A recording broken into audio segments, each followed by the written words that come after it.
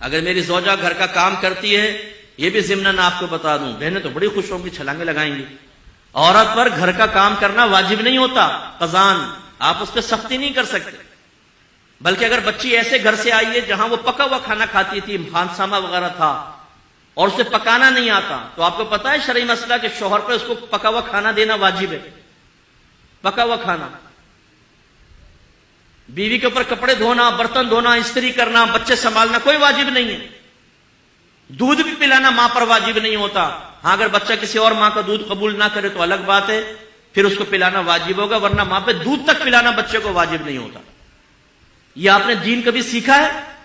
بیچاری ساری بہنیں ہماری چولہے کے سامنے کھڑی ہو کر 4-4 5-5 گھنٹے میں ڈشیں تیار کرتی ہیں، اور جب کھانا آپ کے سامنے لے کر آتی ہیں تو آپ لات مار کے کھانا پھینک دیتے ہیں، یہ بنا کے لائیے، نمک تیز ہے، بوٹی گلی نہیں، مرچیں تیز ہو گئی، کہاں ہے آج کل تیرا ذہن؟ انہیں بتاؤ کہاں ہے، پوری رپورٹ دو سارے دن کی، کہاں ہے ان کا ذہن؟ تمہیں استری شدہ کپڑے مل رہے ہیں، تمہارے بچے وہ سنبھال رہی ہے، تمہارے ہاتھ پاؤں تک وہ دبا رہی ہے، جب تم فریاد کرتے ہو اور فرمائش کرتے ہو چائے بن کر تمہارے سامنے آ جاتی ہے، وہ نوکر نہیں ہے ہماری، وہ اگر یہ کام کرتی ہے تو اس کا احسان ہے۔ ہم نے جب شریعت کو سیکھا تو ہم نے اپنے گھر میں یہ چیز واضح کر دی۔ میری بیٹی، میری ماشاءاللہ زوجہ بھی عالمہ ہے، اور پوری دنیا میں بہت سارے ممالک سے لوگ ان سے پڑھ رہے ہیں، سارے بچے میرے عالم مفتی بن رہے ہیں، بچی بھی میری وہ عالمہ بن رہی ہے، ہم نے تو گھر میں ایسا ماحول بنا دیا۔ لیکن اب آپ کہیں گے مفتی صاحب جب ہم بیوی کو کہہ دیں گے تو اس پہ واجب نہیں، وہ کہاں کام کرے گی؟ کرے گی۔ انہیں یاد دلائیں کہ بی بی فاطمہ رضی اللہ تعالیٰ عنہ پر بھی واجب نہیں تھا، لیکن گھر کا سارا کام خود ہی کرتی تھی وہ۔ لیکن اب میں جو آپ کو سمجھانا چاہ رہا ہوں، اگر ایک بیوی پہ کوئی چیز واجب نہیں تھی، اس میں کوتاہی ہوئی، کیا آپ کے لیے جائز ہے کہ آپ اس کے منہ پہ تھپڑ مارے، اسے ماں بہن کی گالیاں بکے کہ آپ کے کپڑے پہ استری کیوں نہیں کی؟ اگر وہ چائے بنانا بھول گئی تو کیا آپ کے لیے جائز تھا اس کو لات مارنا؟ اگر ہے تو لائیے شریعت کی دلیل پیش کریں، ورنہ میدان محشر میں گرفت کے لیے تیار رہیں۔ اللہ تعالیٰ نے ایک آزاد مخلوق کو آپ کے تابع کیا ہے، وہ غلام یہ کنیز نہیں تھی، آزاد مخلوق کو آپ کے تابع کیا ہے۔ اس کا کیا مطلب ہے؟ وہ آپ کی کوئی غلام یہ کنیز تو نہیں بن گئی کہ آپ جس طرح چاہیں اس کے ساتھ رویہ اختیار کریں۔ میدان محشر میں حساب کتاب ہوگا۔ میرے آقا نے اپنے آخری خطبوں میں اہم ترین باتیں کی، اسی سے اندازہ کر لیں کہ کتنی اہم بات ہے کہ سرکار نے ارشاد فرمایا، اللہ تعالیٰ نے تمہاری بیویوں کی شکل میں ایک کمزور مخلوق کو تمہارے تابع کیا ہے، میں تمہیں تمہاری بیویوں کے معاملے میں ہمیشہ تمہیں اللہ سے ڈراتا ہوں، تم اللہ سے ڈرتے رہنا، ان پر ظلم مت کرنا۔ حضرت عمر فاروق رضی اللہ تعالیٰ نے کہا سرکار کی بارگاہ میں حاضر ہوئے، یا رسول اللہ جب تک ہم مکے میں تھے ہماری عورتیں ہمارے سامنے بولنے کی ہمت نہیں کرتی تھی، لیکن جب ہم مدینے میں آئے تو یہاں انصار صحابہ جو مدنی تھے ان کی ازواج ان کو جواب دیتی ہیں، یعنی کوئی ہے بات تو کوئی بدتمیزی نہیں، دائرہ ادب میں رہ کر۔ تو کل میری زوجہ نے بھی مجھے جواب دیا، سرکار مسکرا دیے، اور آپ نے شاید فرمایا کہ عمر عورتیں ٹیڑھی پسلی سے پیدا کی گئی ہیں، اگر ان کو سیدھا کرنے کی کوشش کرو گے تو یہ ٹوٹ جائیں گی، ان کو ایسے استعمال کرو۔ عمر فاروق رضی اللہ تعالیٰ عنہ 6.5 فٹ کا قد، یہ لمبے چوڑے لہیم شہیم، اور آپ یہ کہہ رہے ہیں میری زوجہ میرے ساتھ ایسا کر رہی ہے، سرکار فرما رہے ہیں اللہ نے ان کو ایسا ہی پیدا کیا ہے۔ اس سے بھی ذرا سمجھیے، بعض اوقات زوجہ ایسی ہی ہوتی ہے کہ اگر وہ فرض کر لے کہ آپ سے کوئی بات سخت کہہ دی، کچھ کہہ دی، آپ کے نبی نے کتنی پیاری تلقین کی ہے، درگزر کرو، اپنے یہ ڈھولے شولے بیوی پہ مت آزماؤ کہ جیسے اس نے کہا ایک تھپڑ مارا اس کے منہ پہ لکیریں چھاپ دی اور چلو جی بیٹھ جاؤ اب آرام سے، اب آئندہ کر کے بتا ذرا تو ٹھیک ہے آپ نے بدماشی کر لی۔ لیکن یہ تو ایک فطری تقاضا ہوتا ہے، بعض اوقات انسان کی زبان سے کچھ نکل جاتا ہے۔ آپ کی بہن بھی اگر اپنے بہنوں کے ساتھ کرے گی، فرض کر لیں، تو کیا آپ بہن کو گھر میں بلا کے تماچا اس کو بھی کھینچ کے ماریں گے کہ تو نے کیسے اپنے شوہر کے ساتھ کی؟ نہیں، آپ تو اس کا پردہ ڈھکیں گے، آپ کہیں گے بھائی یہ بتاؤ میری بہن گونگی ہے کیا؟ تم ظلم کرتے رہو، وہ سہتی رہے، خاموش رہے، کچھ نہ کرے؟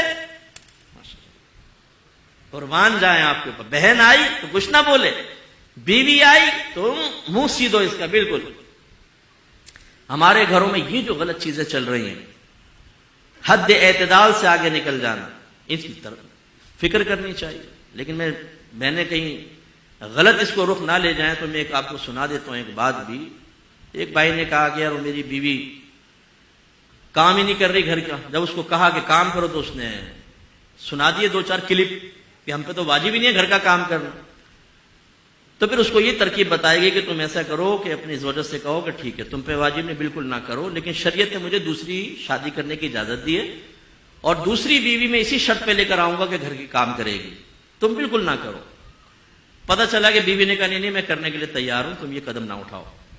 تو یہ بہنوں کو بھی چاہیے دیانتاً گھر کا کام کرے. لیکن میں جو آپ کو سمجھانا چاہ رہا ہوں، اب یہ دیکھیں، میری والدہ ابھی فوت ہوئی ہیں، والد بھی تھے، والدہ. ہم نے زوجہ کو صاف بتا دیا تھا کہ آپ پر ہمارے ماں باپ کی خدمت کرنا واجب نہیں ہے، لیکن ماں باپ سمجھ کے کریں گی تو آپ ہمارا دل جیتیں گی، ہماری دل جوئی ہوگی، خوشی ہوگی.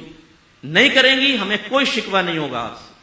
یہ کلیئرلی ہمیں میسج دینا لازم ہے تاکہ ہمارے بچے بھی اس کو سیکھیں اور سمجھیں. تو آج اگر ہماری زوجہ گھر میں کوئی کام کرتی ہیں، زیادہ کام کرتی ہے، ہم دسترخوان پہ بیٹھے ہوتے ہیں، بچوں سے کہتے ہیں اپنی والدہ کا شکریہ ادا کرو کہ انہوں نے 4 گھنٹے چولہے کے سامنے کھڑے ہو کر تمہارے لیے کھانا بنایا، تمہارے کپڑے دھوئے ہیں، ہر چیز پہ شکریہ ادا کرتے ہیں، اس کی عادت بناتے ہیں تاکہ قدر و قیمت رہے.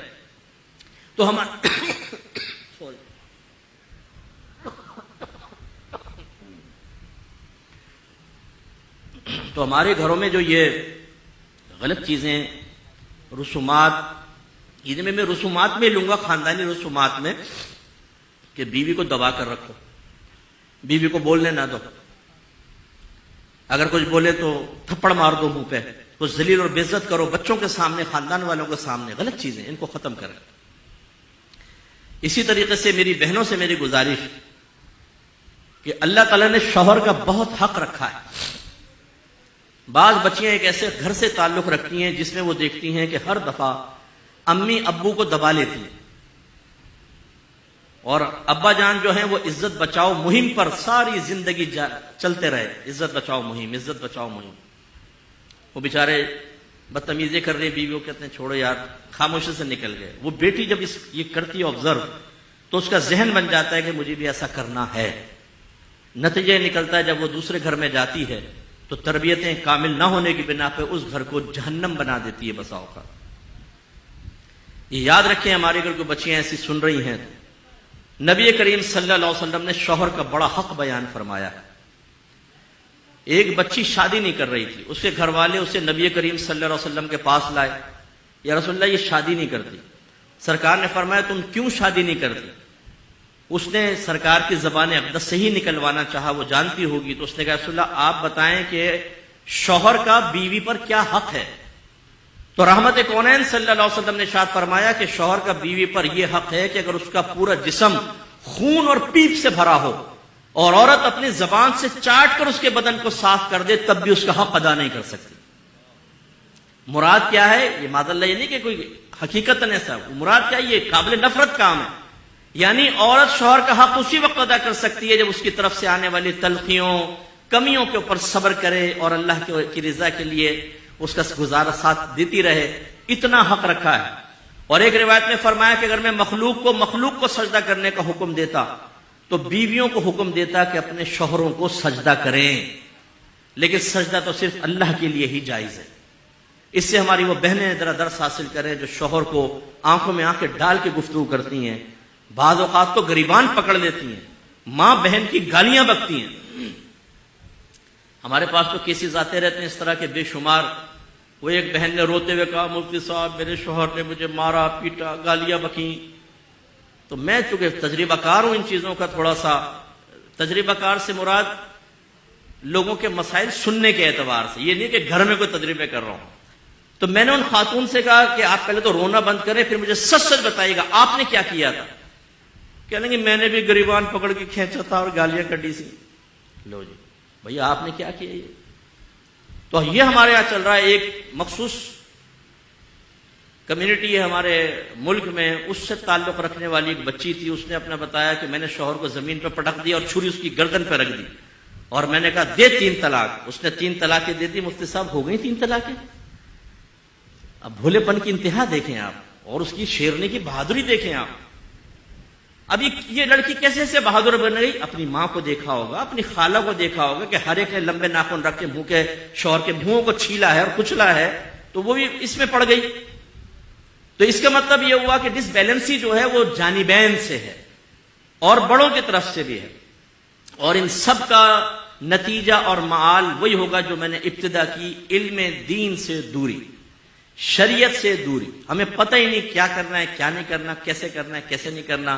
اپنی عقل، اپنے خاندان، اپنے دوستوں یا سہیلیوں یا بڑوں کے مشوروں سے جب آپ گھر چلائیں گے تو ہزارہ چیزیں شریعت کے خلاف ہوں گی اور ان کی بے برکتی آپ کے سامنے آئے گی۔